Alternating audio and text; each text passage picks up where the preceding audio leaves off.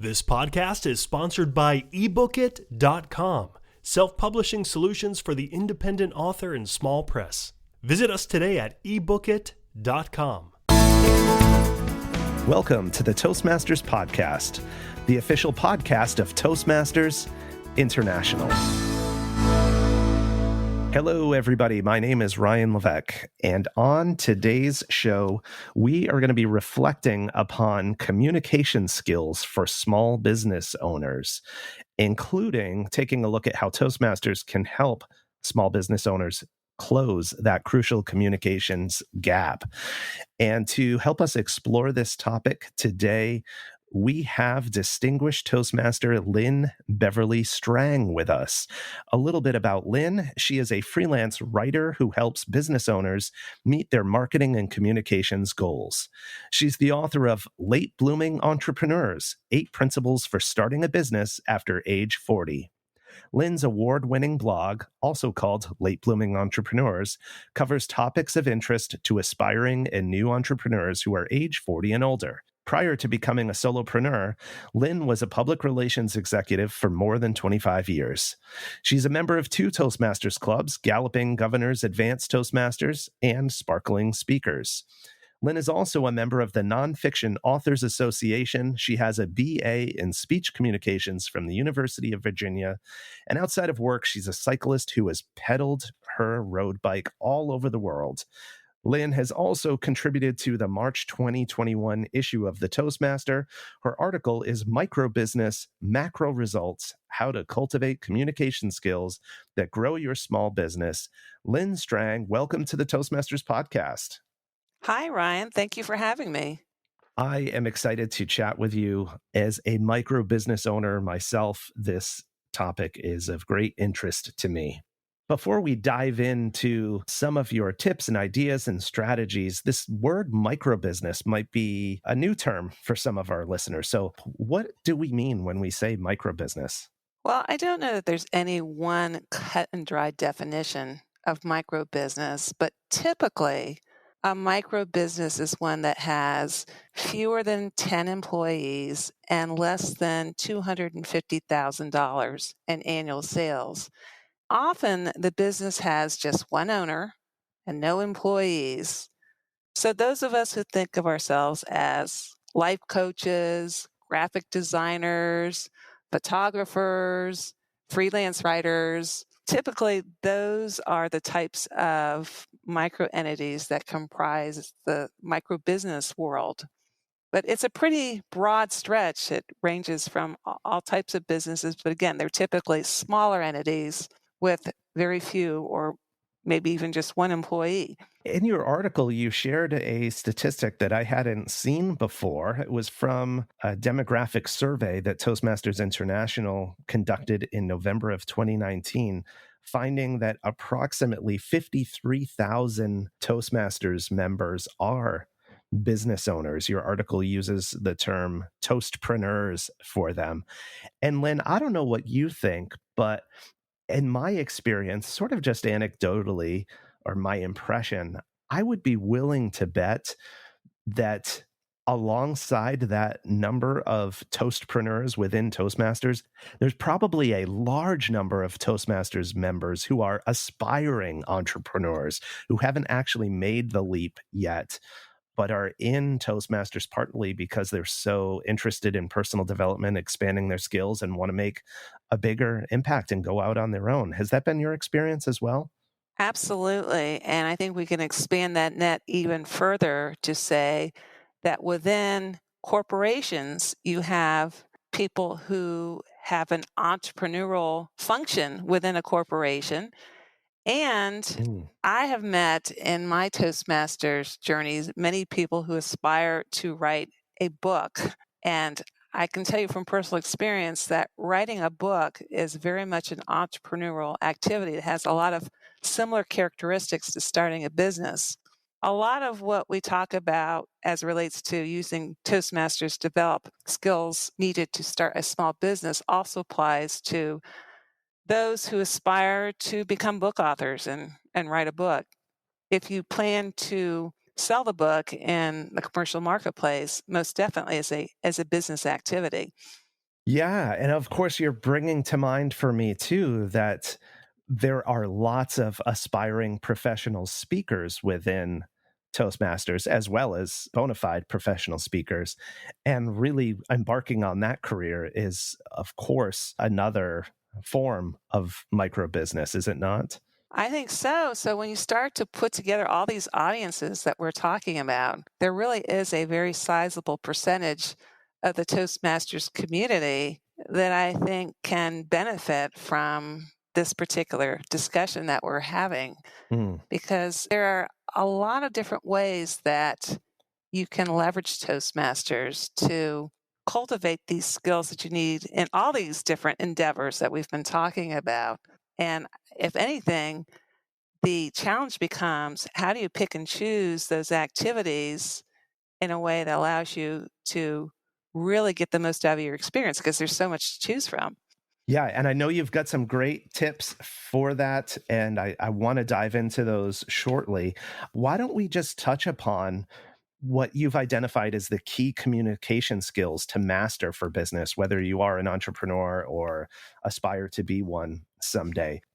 And the first skill that you point to, which we often don't think of immediately when we think of communication skills, because it sounds passive, although I know it's not, is the skill of listening. So, can you talk for a second about how listening relates to business? I was a bit surprised by that as well, but this was a theme that came up in all the conversations I had to write this, the importance of good listening skills. Active listening is so important for so many reasons. It makes others feel valued, it reduces mistakes, it produces better feedback for employees, and for a business owner, it allows you to provide a higher level customer service and to resolve problems that might come up. And inevitably, there will be problems that come up when you own a business or want to publish a book or start a leadership practice or whatever it might be on your list of goals. There will be challenges that come up, and having active listening skills is so important to be able to resolve the challenges that come up and produce good solutions to those challenges. But there's more to the story than just having active listening skills to run your business better. The challenge that business owners sometimes face in the listening department is that the audiences that they're trying to reach may be distracted listeners. So, for example, if you are seeking to create awareness about your offer or your business, and you are speaking to an audience that is distracted by their cell phones or social media accounts, it can be difficult sometimes to convey your message in a way that cuts through that noise and reaches them. So, that is a challenge that I think all of us face as business owners and even in our non business entities, is interacting with audiences that may not have our full attention and delivering our presentations in a way that gets that attention and holds it to the end so that they hear what it is that you have to offer.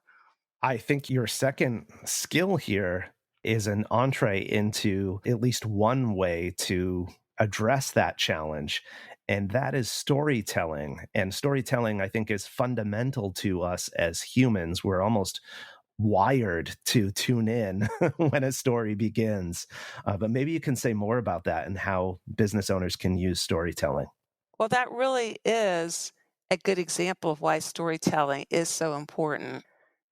Storytelling really is a critical skill for business owners because that is a technique that allows you to hold people's attention and maintain it throughout your entire presentation so that they hear what it is that you have to offer and get excited about it and want to know more about it. If you present just facts and figures, what's often missing is the emotion. But with storytelling, you're able to add interest, add a human element to it, and convey your story in a way that's both compelling and memorable and gets people wanting to hear the whole thing from start to finish. And you are less likely facing the situation of, I was talking about earlier, which is short attention spans. You're able to cut through that challenge by using storytelling to keep people engaged and hear your message that it is that you want to deliver. Yeah, I think when storytelling is done well, the person in the audience becomes invested in the story. And no longer is it, I'm giving you my attention because you're asking for it and maybe somewhat, grudgingly, but no, I'm invested in this story and I need to know now. I think the key to using storytelling effectively in a business presentation is that you want to pick and choose anecdotes that make your most important points. So you can have a great story and it's funny and it entertains people, but if it doesn't make a central point that you want to convey to your audience, it's best to leave it out. Right. So you need to choose stories that do make your case, do hold people's attention, do keep them from being distracted by their social devices and whatever else you might be competing against, but also choose stories that emphasize the main points that you want emphasized in your presentation. Lynn, what can you tell us about our next communication skill, organization? Organization really is the backbone of a well defined, structured presentation. If you're a small business owner, or any type of business owner for that matter, you need to be able to structure your thoughts in a way that people can follow them and understand what it is that you're trying to convey.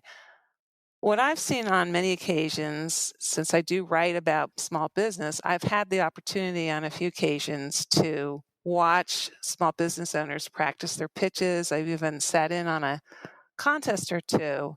And what I've observed as a common challenge is people may be very excited and animated about what it is that they're offering, but they tend to get off tangent or they wander or they get so wrapped up in small details that by the time their allotted time is up, they haven't gotten to whatever the offer is that they want to talk about.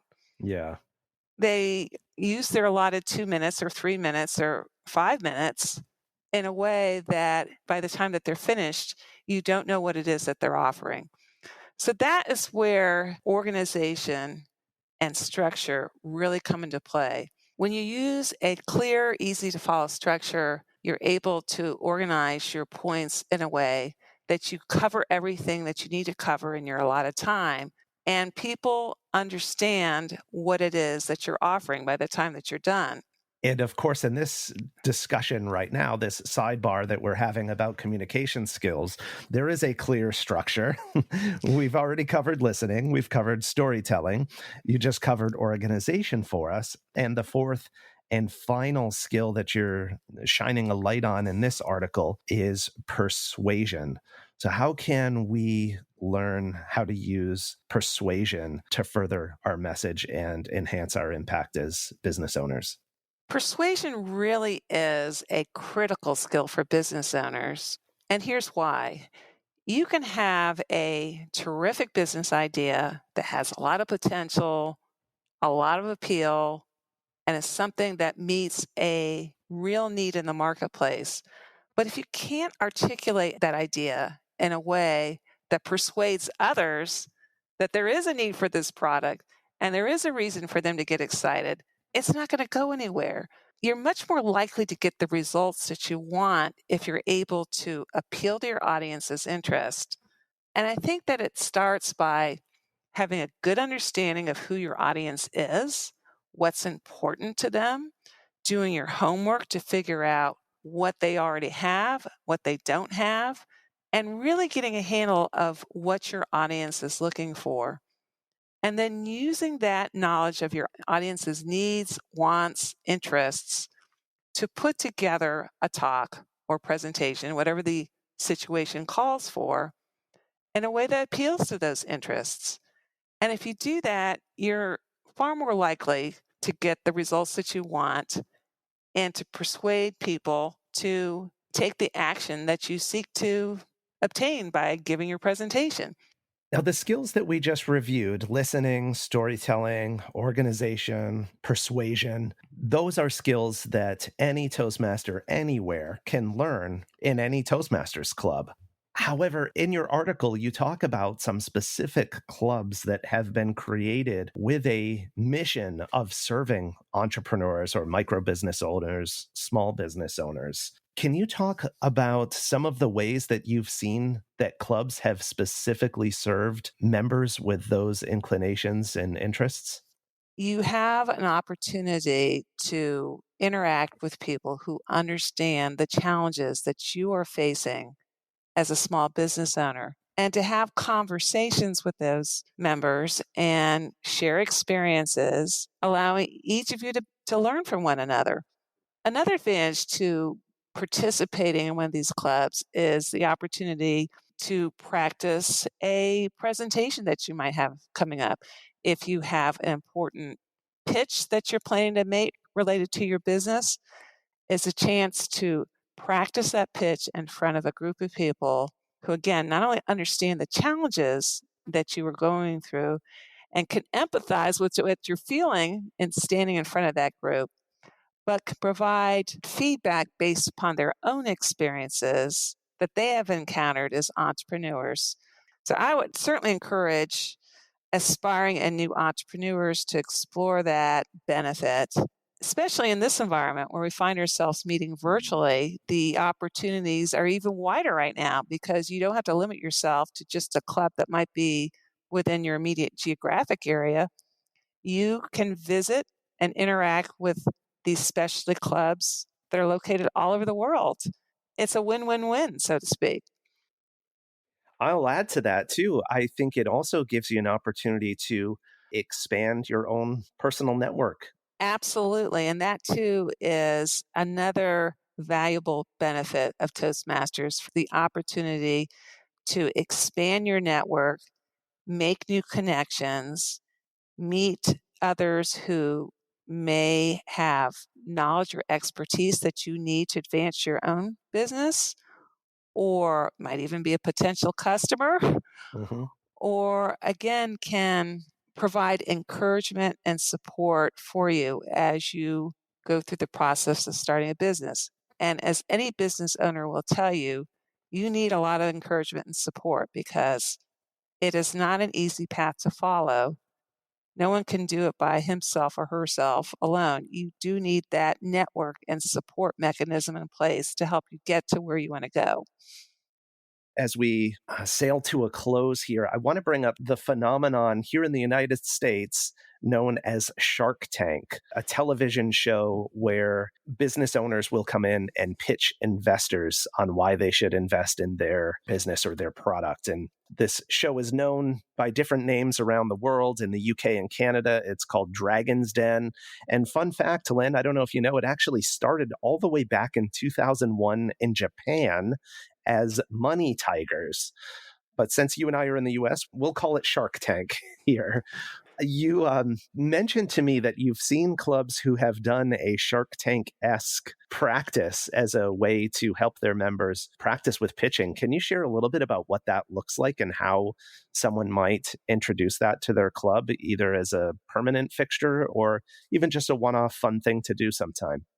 Yeah, I had the opportunity to speak with a club in Atlanta, Georgia that has had speed pitching sessions during their meetings where members are given the opportunity to pair up and practice their business pitches. And then after a few minutes, one person rotates to rehearse with somebody else until by the time the session's over, everybody's had a chance to have practice time with several different people. And I think even if you aren't aspiring to become an entrepreneur right now, maybe you might someday. And this could be a great exercise for any club to try. It's an exercise that helps you to develop the persuasion skills we were talking about earlier that are useful no matter what you might want to aspire to do, whether it's in business or elsewhere.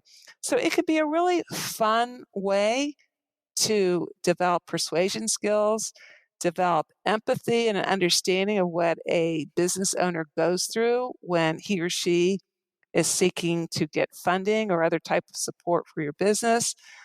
Plus, it's a nice touch of variety. If you haven't done something like this before, it's a nice way to add interest and something different for members who haven't gone through something like this in the past. So I would definitely suggest giving it a try. Yeah, and I think, Lynne, your 4 communication skills that we highlighted earlier, for anyone who's watched Shark Tank or one of the other franchise varieties of the show in different locations, listening, storytelling, organization, persuasion, those are all so critical to a successful pitch in the Shark Tank. And even you might think at first, again, listening, how does that fit in? But how many times have we seen someone thrown out of the Shark Tank because they just weren't listening to what the sharks were saying, or they're so intent on hammering their message? Not only does listening fit in there, I think listening belongs at the top of the list. It really does, because you need active listening skills to be able to listen to feedback, listen to suggestions for improvement, listen to what your customers are telling, and then take all that information and apply it in a way that makes your business better than it was before. You can't do that if you're a distracted listener or an inactive listener. It really is critical if you want your business to grow and prosper. Lynne, you've shared lots of great ideas with us, given us plenty of food for thought. For those who are listening in who really want to take the next steps at growing their business, getting on the track of starting a business, can you distill it down to us for some simple next steps of what our listeners can do? Sure. Well, let me suggest 4 next steps. The first thing is to do an assessment of your communications strengths and weaknesses. Do you struggle with organizing your content? Are you wishing to become stronger at storytelling? Is getting your presentations completed on time a struggle for you? It's important to know what those challenges are so that you can begin to take action. And the next step is to get to work on it right away. And I think the best next step is to sign up for a role at your club's next meeting that will help you address that challenge for you. If you've decided that you need to get better at providing useful feedback to others, sign up to be an evaluator. If listening is a struggle for you, sign up to be the grammarian or the odd counter. Both of those roles require you to pay close attention and will help you hone those attentive listening skills. The third suggestion, start practicing your business pitches in your club's setting. If you have an important talk coming up, if you're expecting to be in a position where you're seeking funding or other type of support and you need to rehearse that important presentation, take advantage of your club's meetings as an opportunity to practice that pitch. And the fourth suggestion is visit a club that caters to small business owners. There are many to choose from within the Toastmasters organization. In this virtual environment that we find ourselves now, you have many opportunities to visit clubs all over the world virtually that specialize in entrepreneurship and small business ownership. It's a wonderful opportunity, great way to learn not only about how other clubs use their settings to help small business owners grow, but perhaps learn about business practices or different ways of doing things from other parts of the world. If you follow those 4 steps, you'll be well on your way to making improvements that you seek to make in your communications skills. If there's one central message that I hope people take away from our conversation, it would be this: be intentional about your choices.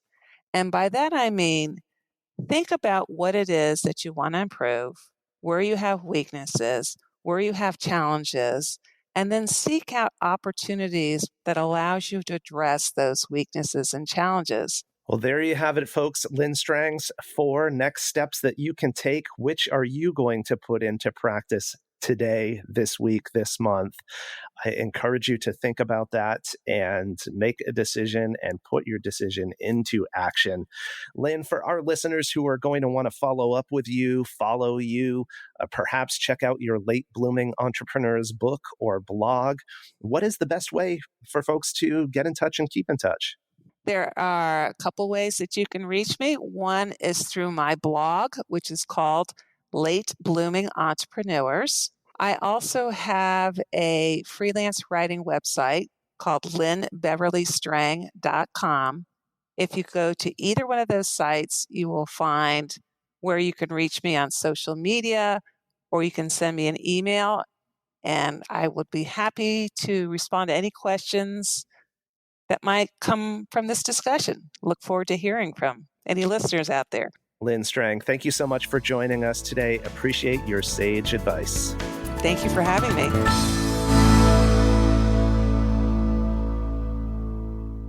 Isn't it about time you published that book you've been thinking about?